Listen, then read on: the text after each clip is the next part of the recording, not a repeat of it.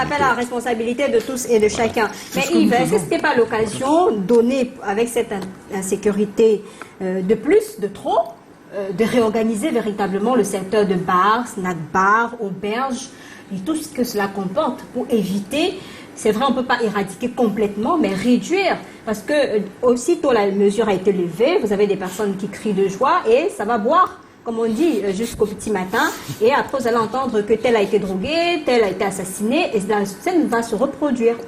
Non, je voudrais faire une précision. Je comprends la posture que vous prenez parce que c'est la posture de la protection de la population. Non, vous posez la question, mais à travers vos questions, on voit une posture. Et je pense que Maître également a relevé cette posture. Il ne faut pas que les gens aient le sentiment que nous venons faire la promotion de la dépravation. Je voudrais dire que dans ce domaine-là, il faut qu'on fasse respecter la loi. Effectivement, il y a des populations qui vivent. Dans le reportage dont je parlais tout à l'heure, j'ai vu beaucoup de parents qui étaient heureux de la fermeture de ces débits de boissons. Et ils donnaient alors comme raison un certain nombre d'éléments qui ont été donnés autour de cette table, des enfants qui subissent un certain nombre de choses. De voir que la mesure a été levée. Donc, ils ont...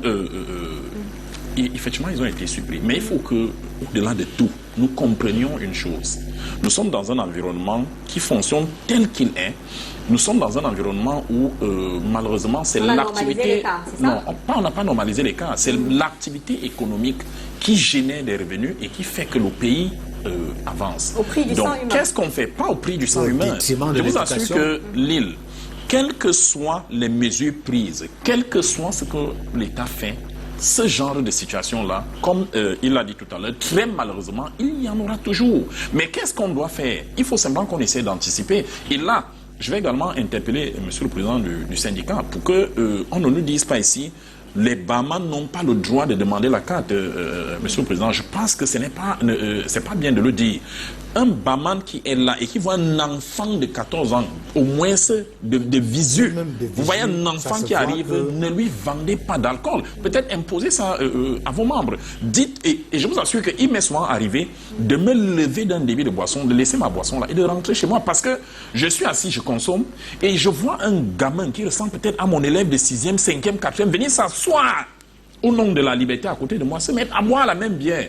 Je laisse la mienne, voilà, je laisse la mienne et je vous assure, je rentre chez moi. Il faut que les contrôles soient sincères. À ce niveau-là, interpellons nos amis des forces de l'ordre parce qu'il se dit un certain nombre de choses sur eux. Il se dit que par rapport aux licences, non, même pas qu'ils boivent avec, c'est même plus grave. Par rapport aux licences qui expirent, qui a 21 heures, qui a 22 heures, bref, et ils ne regardent pas ça. D'après ce qu'on dit, certains passent pour prendre un certain nombre de choses que je ne vais pas mentionner ici et repartir sans effectivement faire le travail. Il faut que chacun à son niveau fasse son travail. Que les autorités pensent effectivement à ces populations-là, qu'on essaie de les sécuriser, mais on ne peut pas les sécuriser en fermant les débits de boissons. Qu'on essaie peut-être de discipliner les promoteurs, qu'on essaie de leur dire de mettre en place un certain nombre de comités de vigilance qui vont faire que des gens au quartier ne se sentent pas en insécurité.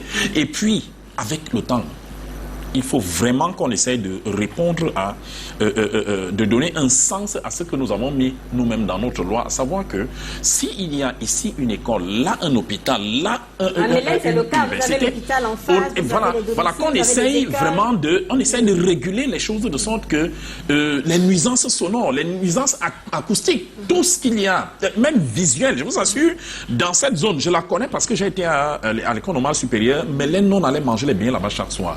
Je vous assure qu'un enfant de 10 ans, je ne sais pas si c'est toujours comme ça à l'époque, il ne connaissait rien de la pornographie et brutalement il peut la découvrir dans la rue au travers d'un CD qu'on vend là. Je ne parle même pas, voilà, je ne parle même pas des prostituées qui sont là. Donc je voudrais dire que voilà, vraiment je voudrais dire sur ce point que en même temps, on a un impératif économique à protéger. En même temps, on a un impératif moral à conserver. Et au nom de ces deux, le juste équilibre serait que chacun fasse son travail. Chaque autorité, j'insiste sur les autorités de maintien de l'ordre, parce que le sous-préfet n'est pas en contact permanent avec ces lieux-là. Ce sont les autorités de maintien de l'ordre qui rôdent chaque soir. Il y a la patrouille. Vous voyez, on sortit d'une émission ici à Douala, dans un autre média. J'ai vu une patrouille de gendarmerie rafler les commerçantes du sexe. Vous voyez, Et ce sont des images assez positives, parce que quand on les prend une fois, 2 fois, 3 fois, elles subissent un certain nombre de désagréments. Voilà, elles comprendront que l'activité est interdite et qu'il ne faut pas